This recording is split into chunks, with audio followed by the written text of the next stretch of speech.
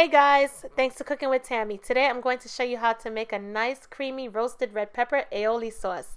Guys, let's get started. All we're going to need is 1 red bell pepper, about 2 tablespoons of olive oil, 1 cup of mayo, a half a teaspoon of cayenne pepper, 1 teaspoon of paprika, as well as a skewer, a Ziploc bag, a spatula, and a brush. First things first, guys, I'm going to take my skewer, place it directly into the red pepper, and that's going to provide stability when holding the red pepper. I'm then going to take my brush, dip it into some olive oil, and paint my red pepper with olive oil. Don't be afraid, guys, lubricate that red pepper. Once I'm done, I'm going to turn my stove on low to medium heat, and then I'm going to place my red pepper directly on top of the stove top. Yes, guys, directly on top of the stove top. That's why I said low flame to medium heat. I don't want to cause no problems. Once the red pepper is on my stove top, I'm just going to leave it there for a couple of seconds on each side. But however, don't walk away from that red pepper. Because remember, it has olive oil or whatever oil you decide to use, so I wouldn't suggest walking away from it. And we're just going to turn it and rotate it from side to side. What we're looking for is like charred, I wouldn't say grill, but like charred marks all over the red pepper. Pretty much burnt. But no worries, because even though it may appear burnt or charred on the outside, once you take that top layer of skin off, trust me, underneath is going to be A-okay.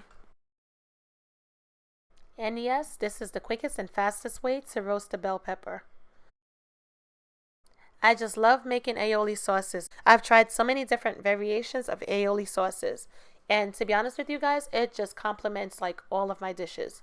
My husband is like so crazy about especially the roasted red pepper aioli sauce. And the eggplant aioli sauce that I came up with. He like literally uses it on everything that he eats. It's so delicious, guys. You got to give it a try. I'm going to let it go for about maybe like 1 to 2 more minutes because I'm looking for it to be like literally charred all over. The more charred your pepper becomes is the more roasted flavor you're going to receive when making your aioli sauce. I've taken my charred roasted red pepper and I've placed it under cold running water, and that's going to help with removing the top layer.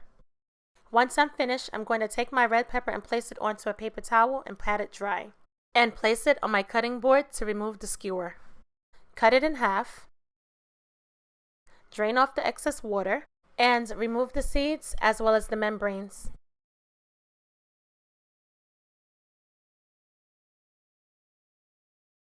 Moving on to the finalization process, guys. I'm going to add 1 cup of mayo to my food processor, a half a teaspoon of cayenne pepper for spice, and 1 teaspoon of paprika for a nice hint of smoky flavor, as well as my roasted red peppers.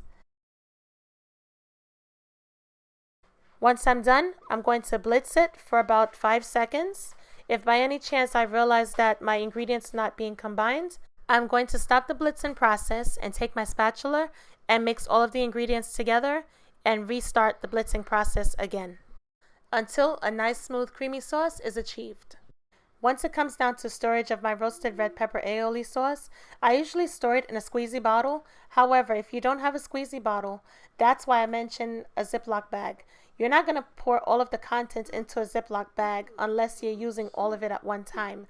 But to make piping easier, you can place it into a Ziploc bag, cut a small piece of plastic off of the bag, and just use that as a piping method to make it easier to pipe it onto your food. Be sure to jazz up your next sandwich with your roasted red pepper aioli sauce. As always, guys, thanks for watching. Don't forget to like, rate, comment, and subscribe. Enjoy!